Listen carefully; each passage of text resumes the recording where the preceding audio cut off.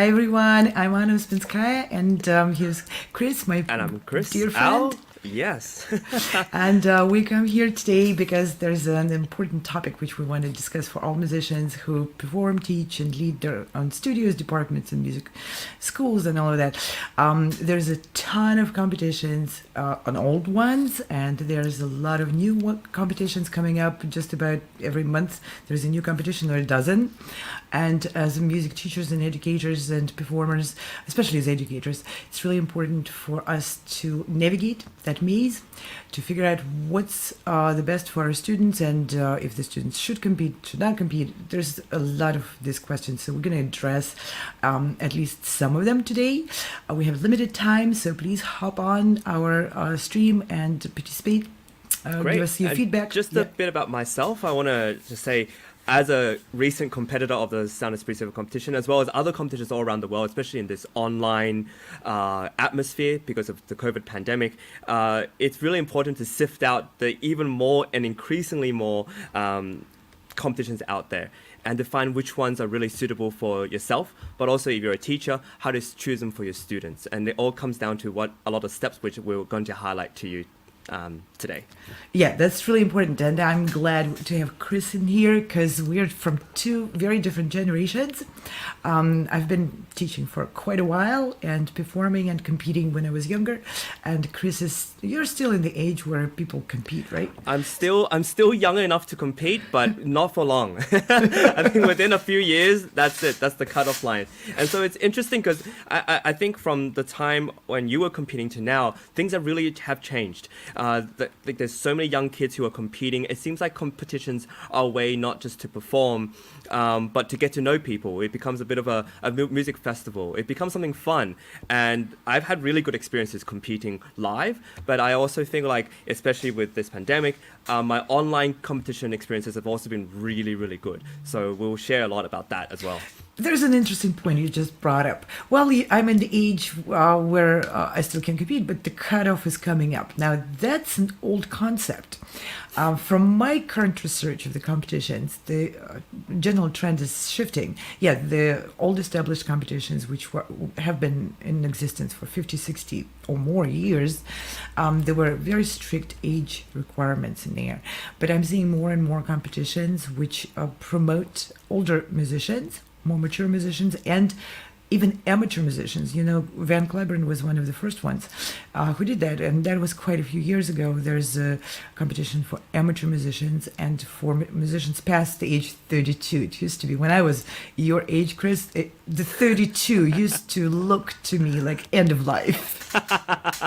Retirement age. Retirement age. Yeah, that's when... If you haven't made it by 32, you're done. Exactly. If you haven't made your career by 32, your career is done, and you're a neighborhood teacher, and you can't even strive for any performance opportunities. But that's not true anymore. So, yeah.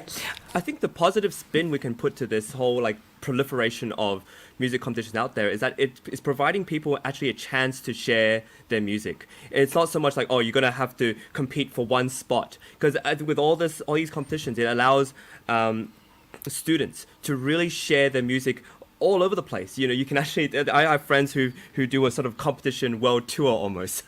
They hop around different places, doing competitions, sharing around the same kind of music, and just practicing performing, practicing honing a piece, practicing being nervous, practicing all these things to prepare and find out what works. Do you have to eat a breakfast before you play? Do you have a smoothie? Do you have a nap? All these things are really interesting. Yeah, exactly. What works? It used to be banana.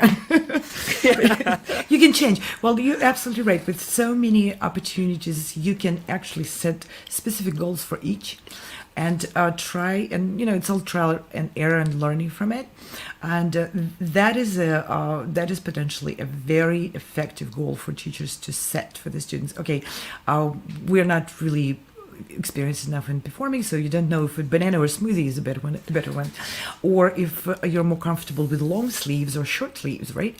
Or you want to look more formal, or you want to attire to express the piece you're playing. There's so many of those possibilities, and the current environment where there's so many competitions really provides the opportunity to set individual goals Absolutely. for the And that's what student, I for you, found. even for your teaching style. Yeah, go ahead. Yeah, no, I found competing in the Sound Espressivo, I was at home, so I actually could try different things. And I was really interested in something, I still am, about breathing and how it affects the nervous system and how we can actually use breath to not manipulate, so to speak, but to change how we feel on stage.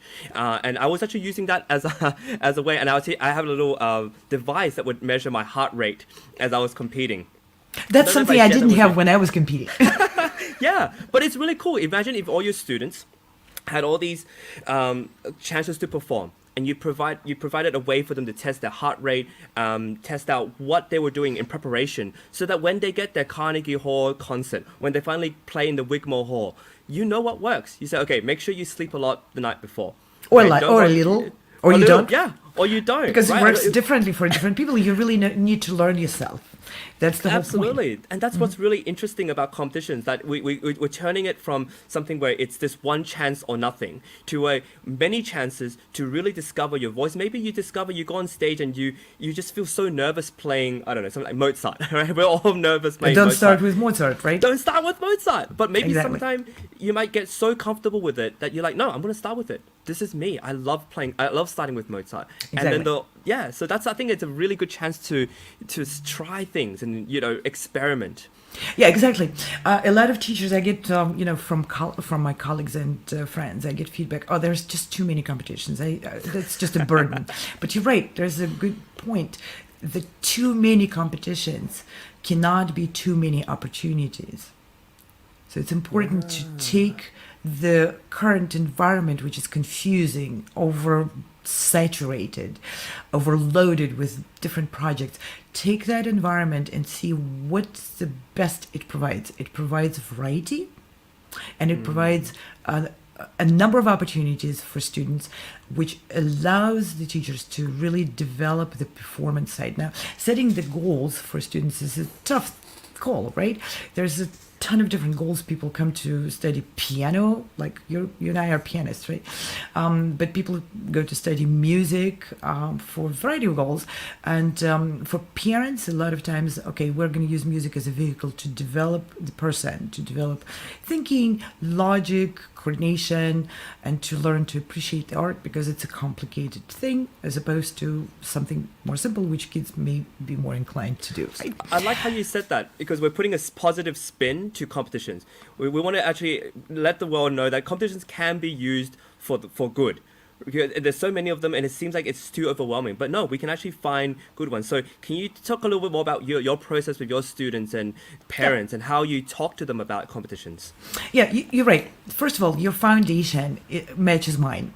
Some teachers may disagree, but my fundamental approach, competition is an opportunity, okay? And like I said, out of a variety of goals, why people study music, we need to remember that music, by definition, is a language, a communication, and studying music, we need to remember to keep the goal of performance in place. For a lot of people, maybe performance is not the ultimate goal, but it needs to be one of the goals why we study an instrument or voice or something.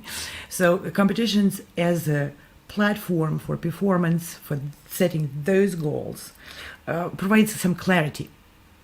So when I'm looking for competitions, I keep in mind that the competition is providing the vehicle for my students to exercise and to experience performance. Yeah, and how do you wrap this idea of performance around for your students? How do you convert it from something that, oh, I'm so nervous to be playing and there's a camera on me, or there's all these people, to something where it's so enjoyable? How do you say to them, hey, this is a chance to have fun, and more maturely we say, express yourself. So how do you go about telling them about that and introducing this idea to them? Exactly the way you just said. Exactly the way you just said. And the other thing important for performers is to remember that the best performers you see on YouTube take a lot of takes. So That's true. Yeah. you need a lot of takes. So students need a lot of competitions. Now, just doing random competitions can be very dissatisfying because I'm going to do all the competitions, and here you stumble upon the competition focused on Schumann. And you find out, okay, I have to learn a Schumann piece for this competition. Don't do that. Instead, assess clearly where the student is for the next, 3-4 months. Then go narrow down your search. The research needs to be efficient and productive. Let's look for the dates between now and December, what's out there. And you will probably, if you key in competitions, music competitions on Google, and the dates between now and December, you'll get hundreds of results, okay? Yeah. And that can be daunting for the teachers because we do need to research efficiently. And we need to be able to recommend based on conclusions from that research. So how to go about that research? So you got your hundreds of results in there, then you need to narrow down. Let's say my studio is piano. Okay, I teach piano. Do I only look for piano competitions? Well, it depends. If I want my students, like you said, very important thing, competition is a vehicle to expand the circles, to network, to meet like-minded people, and to be with a community of others who appreciate music. So do I want my pianist, student, I'm talking about a particular student, does that student lack community? Sometimes they do. Piano can be a very lonely thing to do. Then I'm going to look for competitions which have mixed instruments with the hope that the student is going to meet other people, maybe gain some connections, and maybe end up playing chamber music, or at least chat with a flutist about music. That will give even a young student a chance to expand their perspective, okay? Now, if my student is working on a concerto, right, I'm going to look for competitions which accept concertos. And that's just some examples. But then, and I'm going to give it to you about the repertoire choices and all of that, and then I want to come back and talk about choosing the quality of service the competitions provide, because there's a lot of competitions where people are experimenting, they don't yet know what they're doing, or they know what they're doing, but it's not really suitable for students. So we want to avoid students and parents' disappointment. Yeah, I like what you said a lot about the competitions actually getting to know the student, or allowing the student to get to know a flautist, or whether they like playing chamber music, or getting to know other musicians, because we always think that, perhaps it's just a festival. That's the only way for my child to get to know other musicians. But actually, a competition is a really good way to go about meeting other people too. People who actually have worked really hard. And what I like about it actually is to listen to other people perform, and meeting them afterwards and talking to them, because these are people who have worked hard to achieve certain things. And if they're in the competition, that means they're of a certain level. If they're in the competition, it means that they're hungry for something. And you're surrounding yourself with a community, as you said, a community of people who might be really like-minded. And that will propel you to find all sorts of different opportunities out there. Yeah, and I think the good starting point is gaining clarity about the student and gaining clarity about the parents. It's very important to respect and appreciate the parents' goals, because they have great influence on the attitude of your student towards study, towards everything, including towards the competitions. So I usually invite an honest and very straightforward feedback from the parents, and I ask them, what do you think, what are you concerned about? Are you concerned about the student being nervous? Are you concerned about the student being locked in the room and practicing for hours, or not practicing and not having goals? Now let's talk again about the goals. I think as teachers we need to use competitions, and I stress the word use competitions, to serve the goals of progress for the students. One of the very important things, and every teacher knows that, and even Chris, you probably will agree with me, as a performing musician, we need a date. We do. We need a date. We need that pressure. We need that, there's 10 days to go. It's 2 weeks until I have to perform this. Totally agree. Exactly. And I need a date too. Yeah, I'm devoted to music, and Yeah, the teacher needs a date. The teacher needs a date too, right? Like it's I need to make sure I prepare this student. I've got a week or 2 weeks left. How are we going to prepare? And it's also, I think, as a teacher, a really good way to experiment on what works for the student. You know, can I push him more, or can I let her loose? I said, look, I've already prepared her. I'm just going to give her a few pointers here and there, and 3 days before, I'm not gonna give her pressure. Whereas some kids, you might have to really drive in. I have a bit of a different perspective in that. I prefer to do the life to let life do the pushing, as opposed to me pushing.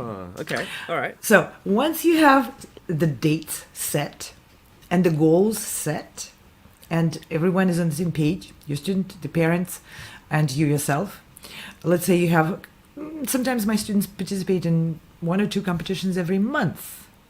And we set those dates and we say, okay, if you flop a date, no big deal. We have another one. But if you don't flop the date, you get an opportunity to perform in more competitions, learn more pieces, impress your parents.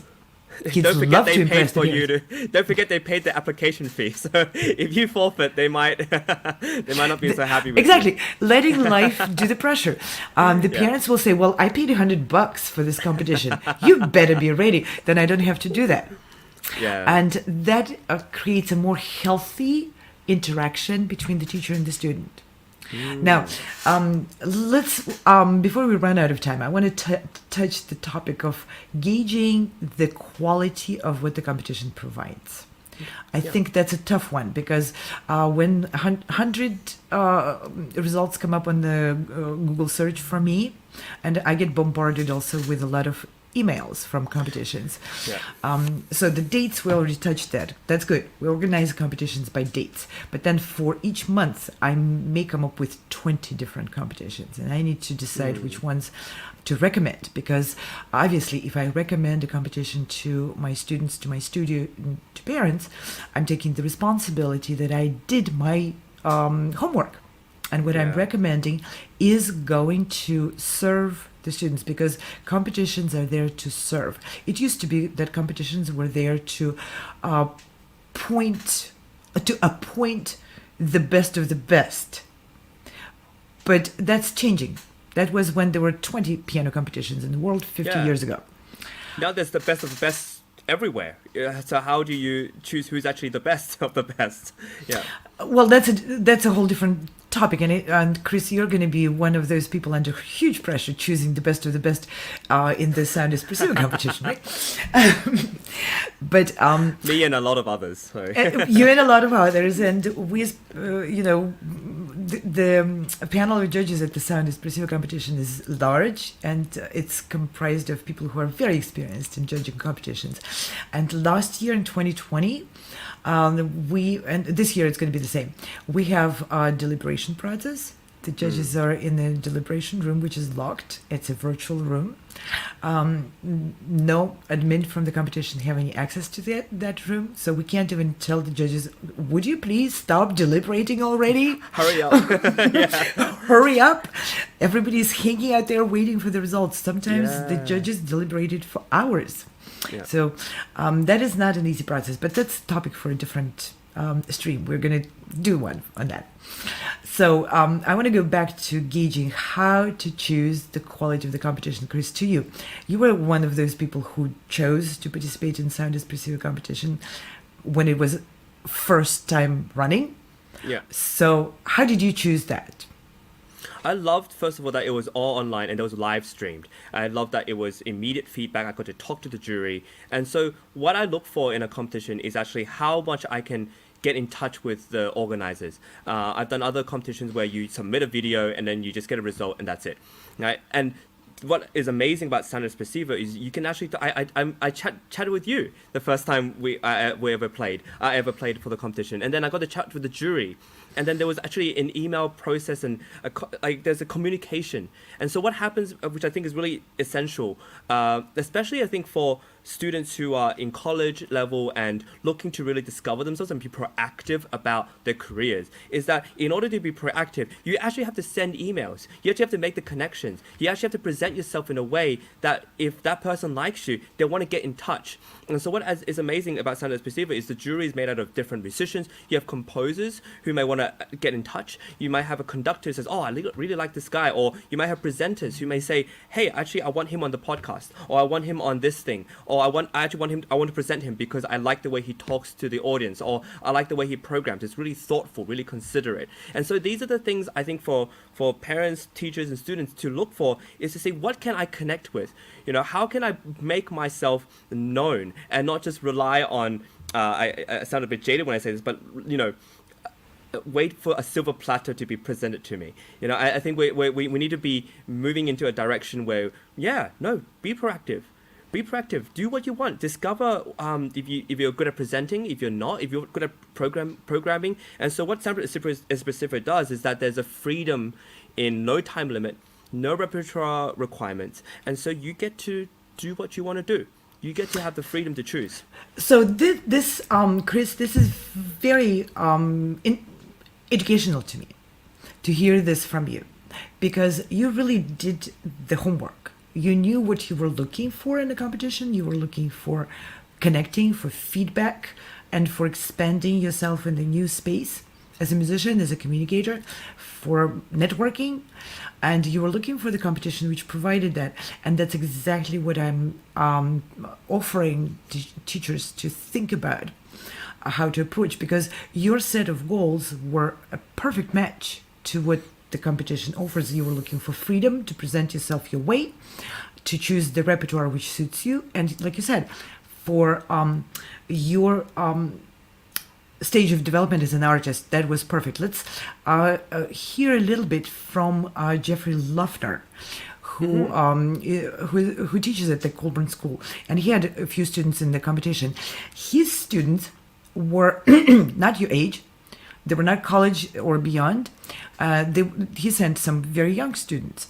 And his take on how the competition was able to serve the interests and the goals and objectives of him teaching those people is also quite telling. So let's hear that little excerpt.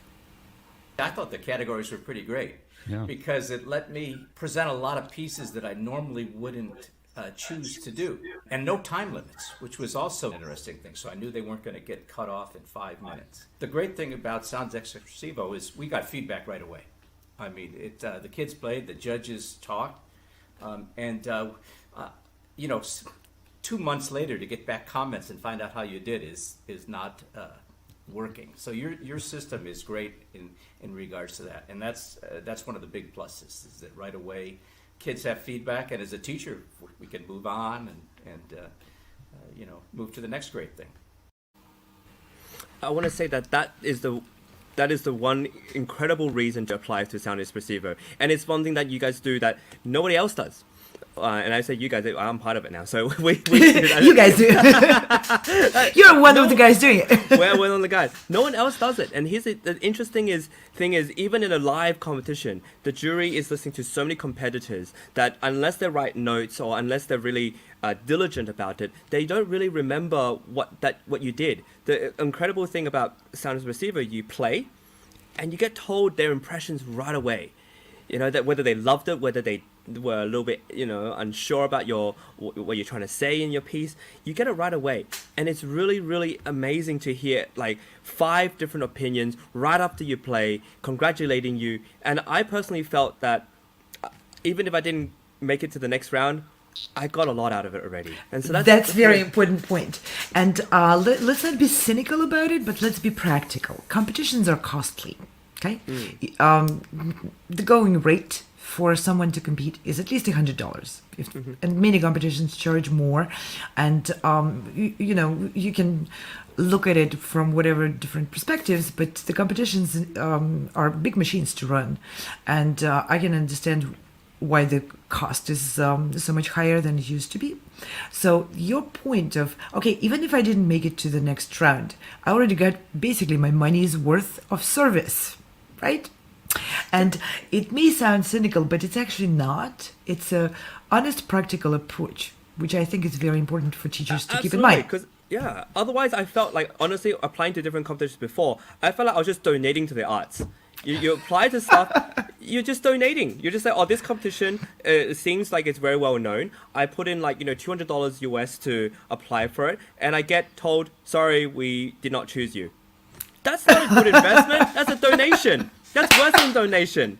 Really, it's worse than a donation. Oh, it's horrible. And so this is really, really effective, because whatever you donate or you apply and submit, you actually get something in return. You get something sincere. And when you get feedback from a jury member right after you play, you betcha that's sincere. You betcha like you're not going to get any fabrication, or they're not going to have had a big lunch and too sleepy to give you a proper assessment of your playing. So you get unfiltered feedback. And that's, well, that's another very important point I think you're just making. Because unfiltered, immediate feedback, why is it so valuable to the artists to get from colleagues? Simple. Because when we're performing, audience has unfiltered, immediate feedback. They just don't say it. Yeah. But you kind of need to know how your art communicates in the moment if you're preparing to perform in the moment. And even for the students who are not aiming at professional careers, even for very young students, when you're playing your piece, you want to feel that feedback from the audience, even if it's just a few people. You need to understand, to feel, do they really like it, or are they pretending? So that immediate unfiltered feedback is absolutely essential for that particular set of goals. We're not talking about other set of goals. Currently, we're talking, what are the competitions suitable for? The competitions are suitable for learning communication skills through music, treating music as a language, as your communication vehicle with other people. Right? So that feedback is like our dialogue right now. I much prefer talking with the person who gives me feedback and gestures, right, during the talk, than talking at the empty camera. I want to take your point about communication a little bit further, because what was really essential about this competition was it actually allowed me to discover that I had other talents other than just being a pianist, that I could speak, that I could relate to the audience. This was the first competition where I actually presented my pieces before I played. This was the first competition where after I presented, I got feedback on my presentation. And this is the first competition where with the artistic awards, it says, no, you know what, let's put you in music ambassador. We think we have this kind of gift to do music ambassador work. Like you present yourself well, and I'm like, okay. And you know what? That actually led me to do that for my own concerts here in Australia. I went about preparing an actual proper speech, a proper set of pointers, showing examples, and it worked really well. The audience absolutely loved it. And these audience members hadn't gone to a classical music concert in, 10 years. And they loved it because of what happened. I did in the competition where I presented, and then I honed that skill, I refined it. And then when it came to being in a concert experience, I was able to deliver something that was more thoughtful. So I have a lot to thank you for. and I think this communication thing is really important, because you get feedback. Maybe someone says, hey, you know what, your playing is so profound. Have you ever thought about that? And that's a category. You're really good at playing miniatures, and like you just encapsulate so much beauty in a small piece. That's you. And I think that's really important for young students and artists to find out what do people respond to? What do they like about you?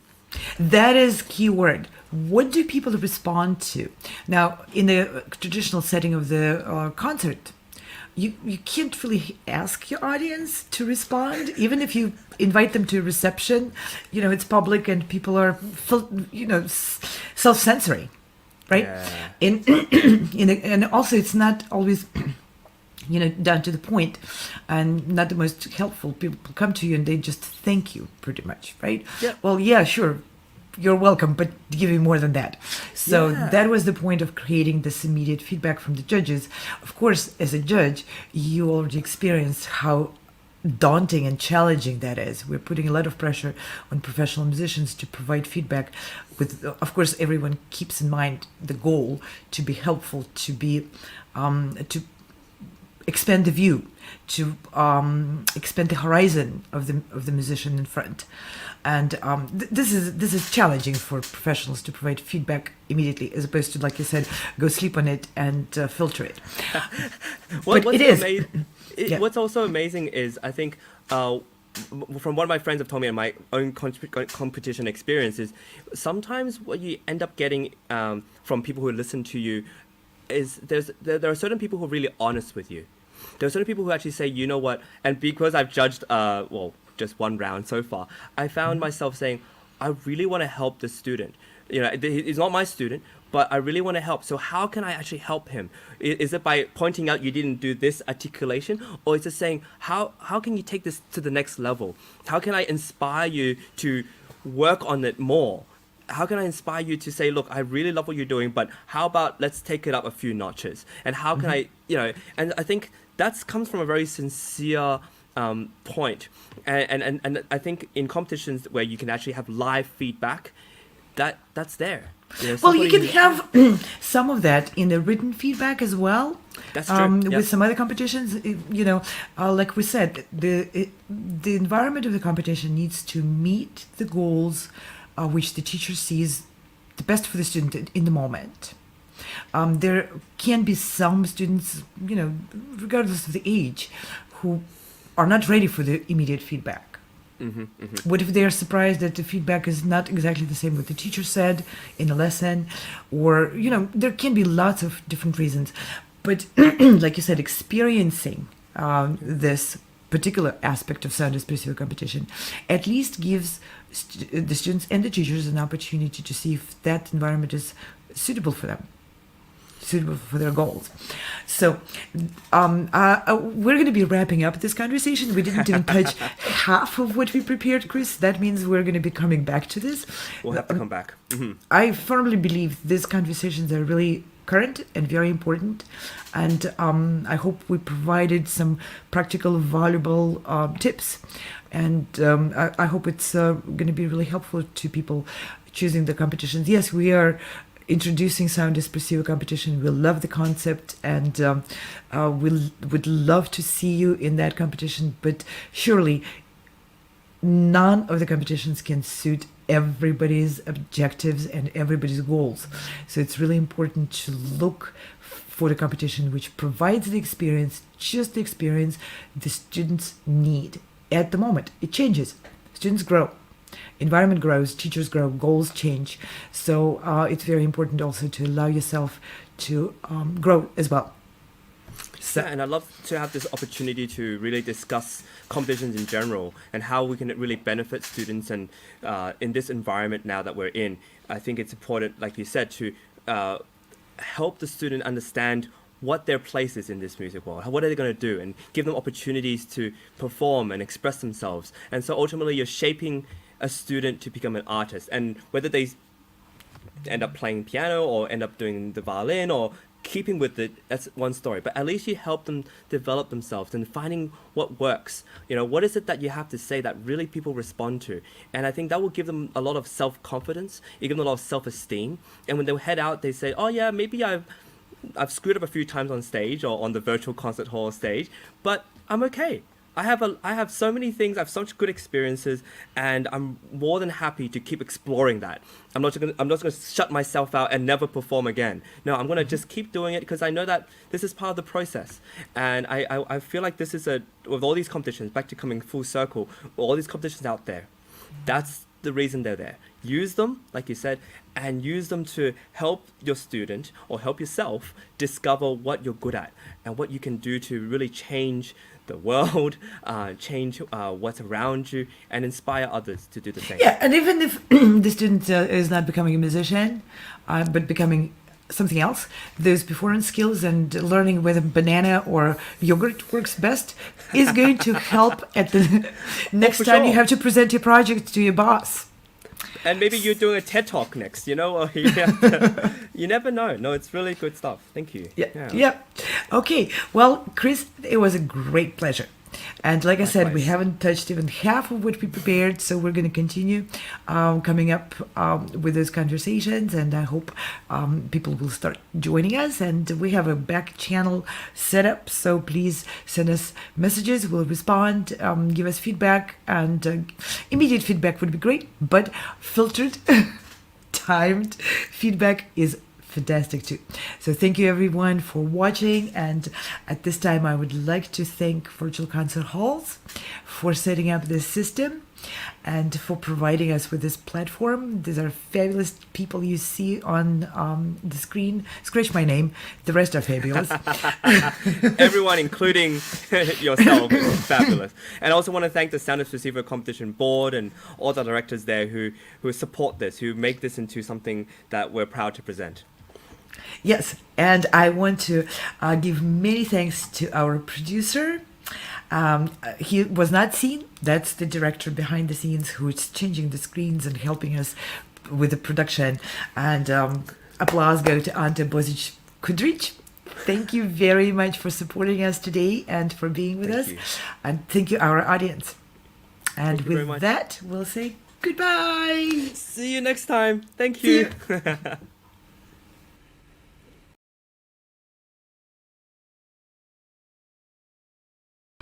No matter where you are or who you are, music connects us all. We started with a dream, but now we are paving the future. Welcome to the Sound Espressivo Global Competition.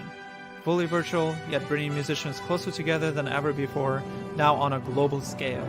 True live, inclusivity, diversity, connection, community, an extraordinary array of judges. Get noticed by companies all over the world. Prizes, scholarships, performance opportunities. Apply to be a part of the most exciting congregation of artists like nothing you've ever seen before. We guarantee quality and leave no musician behind. We can't wait to hear you on the virtual stage.